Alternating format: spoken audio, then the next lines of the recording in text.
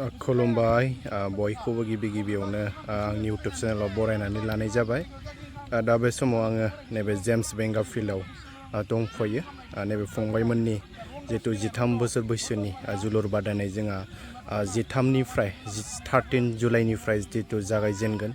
नैबे जेम्स बेंगा फिल्डआव नैबे दिमाकुसिनिफ्राय जा उन्दै गथ'फोरखौ फोरोंथाय बादाया दा बे समाव सोलिबाय दङ एबा फोरोंनाय बादाया सोलिबाय थादो। जोंहा 13 जुलाइनिफ्राय खेलाया जितु जागोन। दाने बिथां रुबुंसा बाग्रारि बिथाङा क'चआव दङ। बिथाङा फोरोंगासिनो दङ दायो। माबायदि बलखौ जोनांगौ बेखौ बिथाङा दायो फंबायमोननो एसे फोरमायनानै होदों।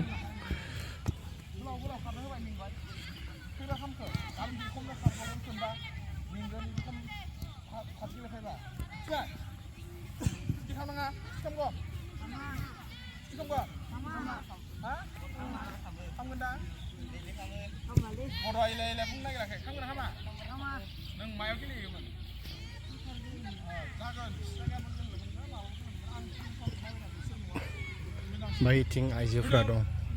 आइजोफोरा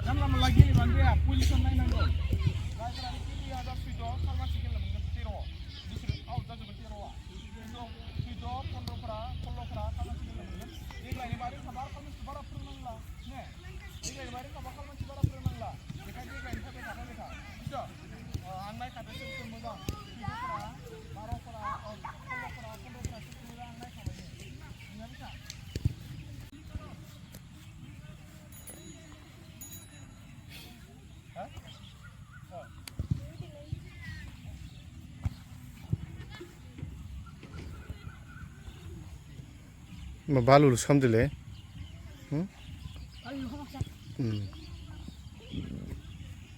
नङाबा नोंसोर भिडिअ'नि लाइभ नुजोबगोन बालुलु जाय खालामदो।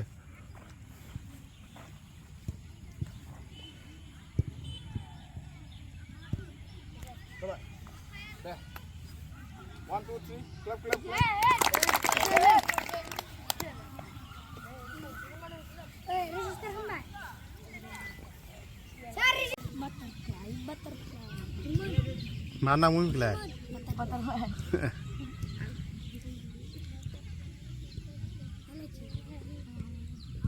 मथे सिखिरिया नुजायाखै माथो नोंसोरनि सिखिरि नामा?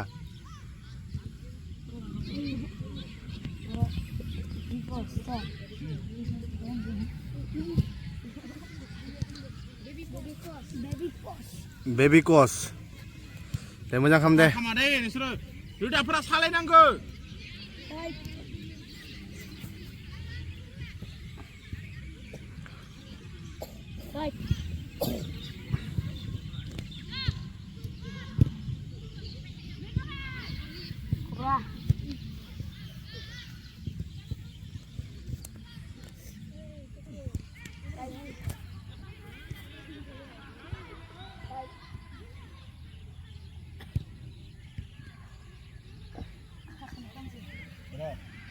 Jangan lupa, ya, Zolai, tak kamu akan ikut.